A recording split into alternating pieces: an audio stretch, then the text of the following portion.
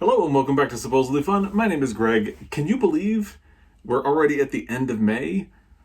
It's wild, but that means it's time for a book haul. Time to talk about the books that I brought into my library in the month of May, and I'm really excited about these. Most of these came from Independent Bookstore Day when I went to Montana Book Company in Helena. I will talk about them and how they came to be books that I am hauling right now. Other than Independent Bookstore Day, I didn't do a lot of shopping for books this month, but I did a lot of shopping on Independent Bookstore Day, so I have 7 books to tell you about. The first one, I do not actually have a physical copy of at the moment because my husband is currently reading it and is on a trip for work and took it with him. So I'm going to put a photo of it up here. It's The Heron by Robbie Arnott, and this is published by FSG Originals. Now, I'm going to start with the books that I got from Montana Book Company. Thank you to Montana Book Company, by the way, for making Independent Bookstore Day wonderful and a really good event. So Montana Book Company has a reading checklist for 2021, kind of like a bingo card of things that you have to check off during the year. One of the boxes that you have to check off is to choose a book by its cover. And I was getting some recommendations from Charlie, who is one of the co-owners of the store. And as soon as they pulled this book off of the shelf, immediately, like, light bulb went off on top of my head saying that's the book I'm going to choose based on its cover. And then Charlie explained more about the book and what it's about, and I was even more intrigued. The second I saw it, I knew that it was going to be the book for me to help me check that box on my list. And since then, this book has been longlisted for the Miles Franklin Award, which is an Australian literary award. And I've also seen it pop up in a couple of different places with some positive feedback and reviews. So I'm even harder in on the concept of this book. My husband had started it yesterday and was really enjoying it, so I'm looking forward to getting into it myself. Let's talk about what it's about. The premise is that a woman named Wren is living in a remote area following a devastating coup when a female soldier shows up with her army unit and drags Wren into her quest for a rain heron, which is a mythical creature capable of both shape-shifting and changing the weather. Wren insists that the rain heron doesn't actually exist, it's just a story, but the soldier drags her along in her quest anyway. And from there, the rain heron explores themes of resilience, female friendship, and humanity's relationship to nature as Wren and the soldier are eventually made to face their biggest fears and regrets, which sounds fascinating. Now, I usually read a little bit from the opening of each book in a book haul, so I have the opening paragraph pulled up. It's a really good one. I read it when I first brought the book home, and it caught my attention a lot. So, part 0. A farmer lived, but not well. If she planted grain, it would not sprout. If she grew rice, it would rot. If she tried to raise livestock, they would gasp and choke and die before they'd seen a second dawn. Or they were stillborn, often taking their mothers, which the farmer had usually bought with the last of her coins and hope with them. Success and happiness were foreign to her, and she had forgotten what it was like to go to bed unhungry. All she had was her hunger and her farm, as far as she could tell, wanted her to starve. Isn't that a great opening for a book? I'm really looking forward to reading this, really looking forward to giving you some feedback on it when my husband is finished. And that takes us to the next book in this book haul, another recommendation from Charlie at the Montana Book Company. This is How You Lose the Time War by Amal, El-Mohtar and Max Gladstone, published by Saga Press. Now, as I said, this was another recommendation from Charlie, who I kind of deliberately wanted recommendations from because they tend to read sci-fi fantasy, and I don't. That's kind of a blind spot in my reading experience of the world, and one that I want to try to do a little bit better for. And it works perfectly because I need a staff recommendation to go with my checklist for the Montana Book Company. So that was a perfect excuse to do a little bit of reading outside my comfort zone, hence this one. Now, this book follows rival agents in a war fought across time and space. Red is part of the agency, which is described as a post-singularity technotopia, and Blue is with the Garden, which is described as a single vast consciousness embedded in all organic matter. They are the best of the best in their field, and as they fight, they start to mess with each other and taunt each other and boast about what they're doing and what they're going to do next. And along the way, things get complicated as their missions progress, and I believe they form something of a bond through their fighting against each other, which sounds really intriguing. Now let's do the opening of this book. When Red wins, she stands alone. Blood slicks her hair. She breathes out steam in the last night of this dying world. That was fun, she thinks, but the thought sours in the framing. It was clean, at least. Climb up time's threads into the past and make sure no one survives this battle to muddle the futures her agency has arranged, the futures in which her agency rules, in which Red herself is possible. She's come to knot this strand of history and sear it until it melts. Another really good beginning for This Is How You Lose the Time War by Amal, Almatar, and Max Gladstone. The next book was my final recommendation from Charlie at Montana Book Company. It's Work Like Any Other by Virginia Reeves. This is published by Scribner. I mentioned recently that I want to do better at literature of my place, which is Montana.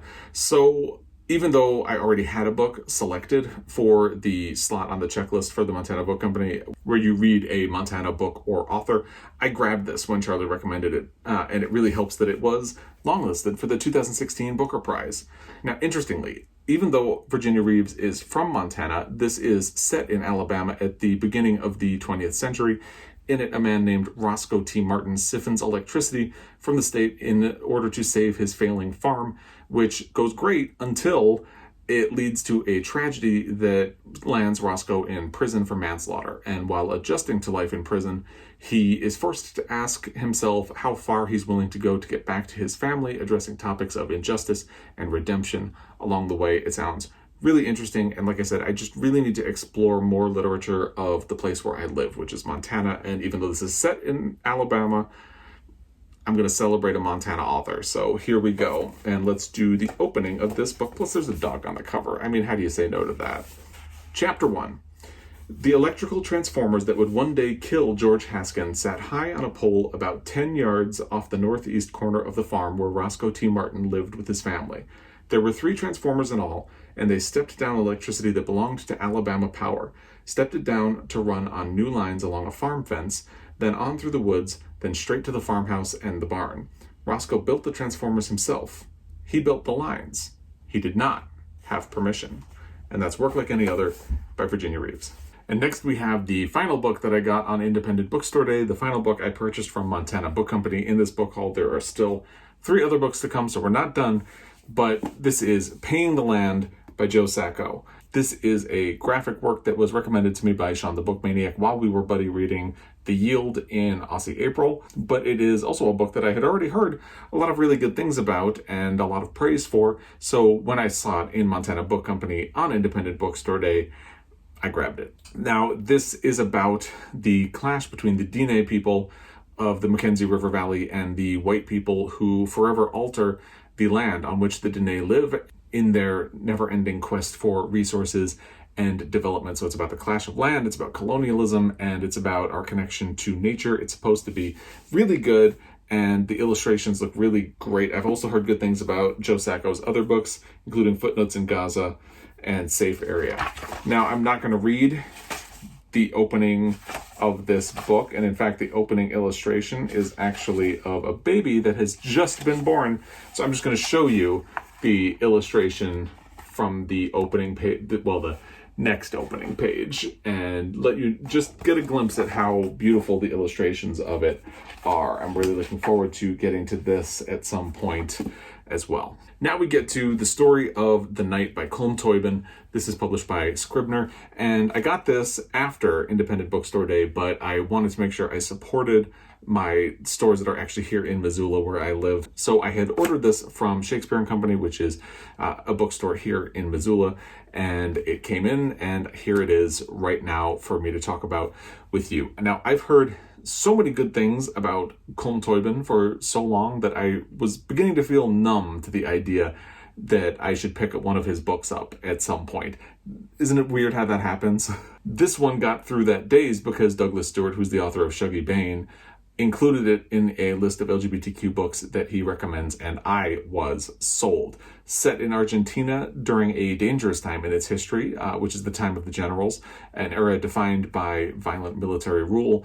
The Story of the Night follows Richard Garay, a stifled man who is living with his mother and who hides his sexuality from the world. But when he begins an affair, he edges into a life of danger in a novel that explores the difficulties of connecting your inner life with the outside world, which is a concept that is really interesting to me, especially in an LGBTQ story, because that has defined LGBTQ history for so many years.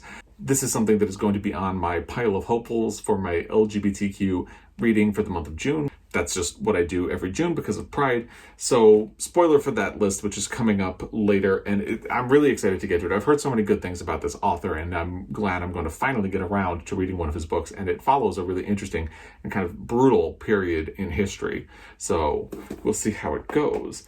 Let's do the opening of this book as well. Part 1.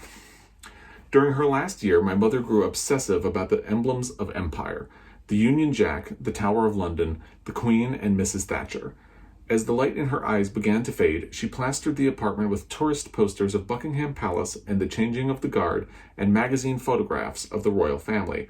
Her accent became posher, and her face took on the guise of an elderly duchess who had suffered a long exile. She was lonely and sad and distant as the end came close.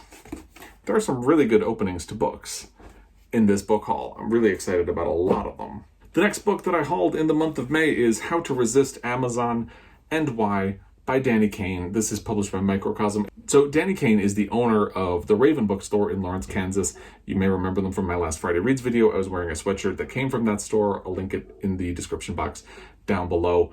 And this book is about exactly what it sounds like it's about. It's why you should choose independent stores, not just bookstores, but your local stores that are part of your community, and why you should support them. And it's just a tiny little book, so it should be easy to read as well.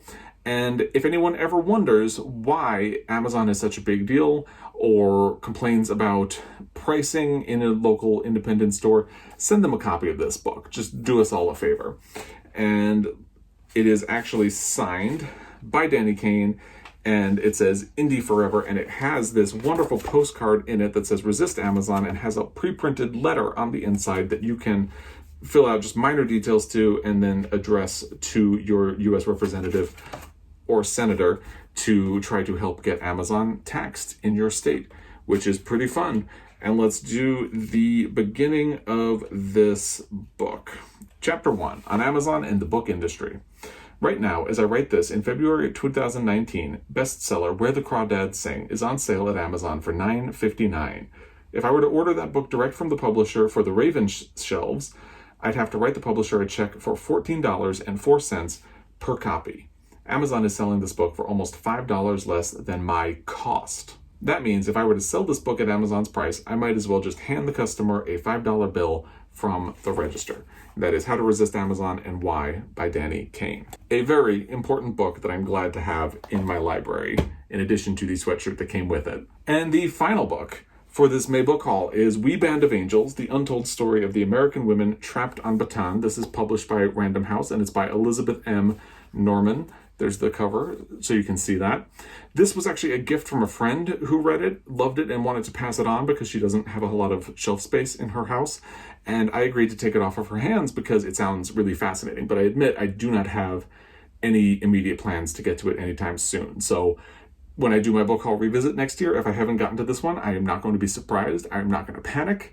It's just something that I want to have around and we'll get to at some point. It is the story of Army and Navy nurses in the Philippines during World War II, where things got very dangerous following the bombing of Pearl Harbor, as you can imagine. Many of these nurses ended up in internment camps after Bataan and Corregidor fell, and they were held there for about 3 years, facing starvation and brutality. And when they returned to the United States, they were initially treated as heroes returning from war, but over time, they were denied recognition for the heroic things that they had done or for their place in the war or anything like that. And this book also includes firsthand accounts like letters and diaries, which makes it particularly of interest. And we should do the opening of this as well. And as any good history book does, it has maps. If you follow along, you know I love a book with a map. Chapter 1, Waking Up to War.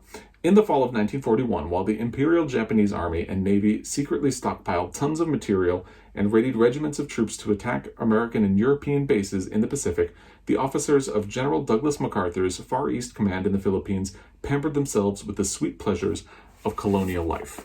And that is We Band of Angels, The Untold Story of the American Women Trapped in Bataan.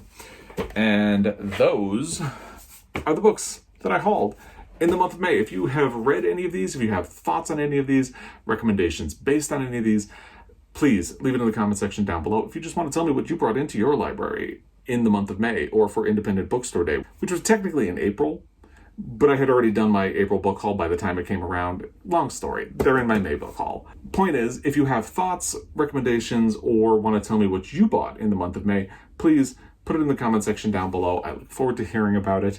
And as always, I really appreciate your time, and I look forward to speaking to you in the next video. I will be back. Until next time, happy reading.